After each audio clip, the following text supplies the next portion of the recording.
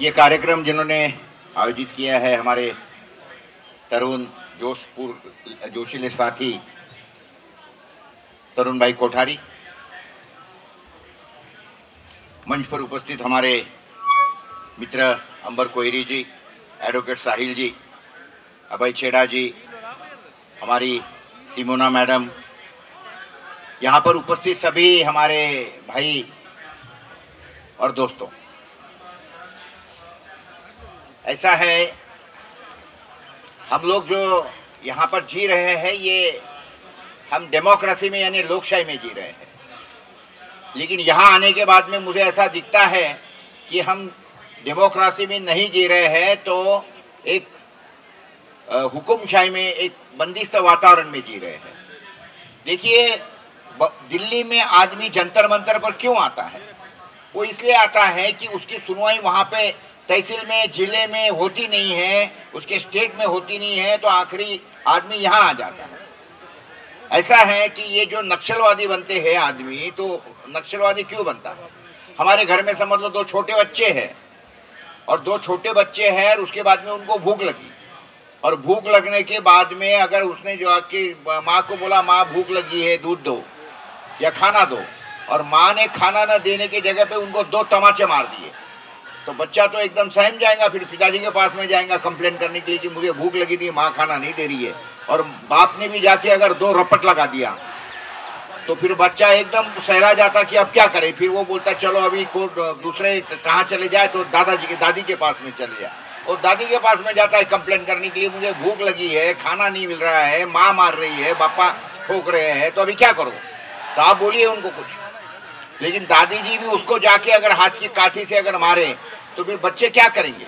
फिर आखिरी final supreme court यानी दादाजी के पास में चले गए, दादाजी को कंप्लेन कर दिया, और दादाजी ने भी आओ नहीं देखा, ताऊ नहीं देखा, और लोग बहुत से रपा रप मार दिए। तो अभी क्या हो जाएगा? तो उसमें से क्या होता है कि जो 2 बच्चे हैं, 2 बच्चों में से एक बच्चा जाके पलंग के नीचे छुप जाता है, और दूसरा जो बच्चा है वो दरवाजा बंद कर लेगा, या हाथ में जो चीज मिलेगी वो उठा के कांच फोड़ेगा, टीवी फोड़ देगा। तो सरकार बोलेंगे तो नक्सलवादी हो गया। नक्सलवादी कौन होता है? नक्सलवादी और जो आत्महत्या करने वाला हमारा महाराष्ट्र का, विदर्भ का जो किसान है ना, ये एक ही साइड के, सिर्फ उनकी जो मानसिकता है वो अलग टाइप की है। एक बच्चा विद्रोही है, एक बच्चा बेचारा शांत है, तो शांत बच्चा है वो आत्महत्या कर रहा है, और वो विद्रोही बच्चा है वो हाथ में लठ लेके नक्सलवादी बन गया। लेकिन क्यों हो गए हैं? क्योंकि उनको वहाँ न्याय नहीं मिला। जैसे उस बच्चों को अगर समय पे खाना मिलता था तो वो इस तरीके से हरकत नहीं करते थे, ना कोई आत्महत्या करता था, ना ही कोई नक्सलवादी बनता था। लेकिन हुआ क्यों? जब यहाँ पे लोग आते हैं तो इसीलिए आ रहे हैं ना कि उनकी जहाँ पर सुनवाई होनी चाहिए थी वहाँ नहीं हुई, तो आखिरी फाइनल चलो भाई मोदी जी के दरबार में चले जाओ करके यहाँ आए। बहुत अच्छा हमारे साथी आशुतोष पाठक ने जिस तरीके से सारा विश्लेषण किया, और बहुत ही सुंदर तरीके से। देखिए, हम लोग पत्रकार है, मैं किसान भी हूँ साथ में, और हमारा काम क्या है? हम ना कोई सत्ता के खिलाफ में है, ना ही सत्ता के फेवर में है। जो चीज़ है वो रखने का काम हम करते हैं, और बहुत अच्छी तरह से आशुतोष भाई ने वो सारी चीज़ें आपके सामने रखी है, इसलिए मैं उसके ऊपर वापस से नहीं जाऊँगा। वो बहुत सुंदर तरीके से उन्होंने सारी बातें रखी है। लेकिन यहाँ हुआ क्या है कि देश के अंदर डिवाइड एंड रूल का पूरा विषय चलता है। जिस तरीके से यहाँ पे भी वो ये लगा दिए, यहाँ पे भी आने के लिए जिस तरीके से बैरिकेड्स लगा दिए, हमारे पहलवान भाई यहाँ बैठे थे तो मैं वहाँ पे भी आके गया था उस समय पे, और जिस तरीके से उनको भी पूरा का पूरा कवर कर दिया था।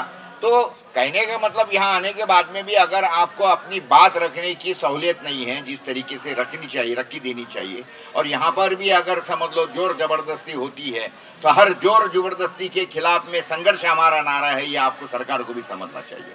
बातें ऐसी है कि ये जो विषय जो है ये मूल रूप से देखे जाए तो शिक्षा, हेल्थ और न्याय, ये कोई धंधा करने के विषय नहीं है, लेकिन हमारे देश के अंदर ये जो शिक्षा, न्याय है और उसके बाद में हेल्थ है, ये सारा का सारा प्राइवेट लोगों के हाथ में दे दिया, और किस तरीके से सारा तमाशा हो रहा है, किस तरीके से सारा धंधा हो रहा है, ये हमने अभी देखे जा रहे हैं।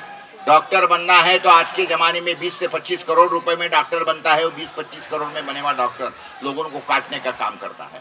और ये जो चल रहा है दवा का, केमिकल कंपनियों का और फार्मा कंपनियों का महाजाल उसी के कारण हमारे देश में हो रहा है। आज के घड़ी में हमारे देश का जो किसान है, हमारे विदर्भ से 2001 में हमने लिखना चालू कर दिया था कि किसान आत्महत्या कैसी हो रही है। 2001 से तो 2007 तक के मैं लिखते रहा। आदरणीय मनमोहन सिंह पंतप्रधान ने उस समय पे 2007 में मुझे बुलाया, चर्चा की और उसके बाद में 72,000 करोड़ की कर्ज माफी उस समय भी दी। लेकिन 72,000 की कर्ज माफी दी थी, उस समय पे 3 किसान आत्महत्या कर रहे थे। उसके बाद में 2-3 कर्ज माफी हो गई, अभी रोज के 10 किसान आत्महत्या कर रहे हैं, क्योंकि जो मूल समस्या थी उस समस्या का हल नहीं दिया गया। मूल समस्या तो हल ये है कि खेती में से किसान को उपज नहीं हो रही है। उपज नहीं हो रही तो क्यों नहीं हो रही है? अरे भैया, ये वही किसान है जो 1960 तक बैंकों में डिपॉजिट रखता था, यही डिपॉजिट रखता था। तो डिपॉजिट रखने वाला किसान, ऐसा क्या हुआ कि अभी 2000 साल में यानी 30-40 साल के अंदर डिपॉजिट रखने वाला किसान कर्जा लेने लगा और उसके बाद में कर्जा नहीं चुका सकता करके आत्महत्या करने लगा।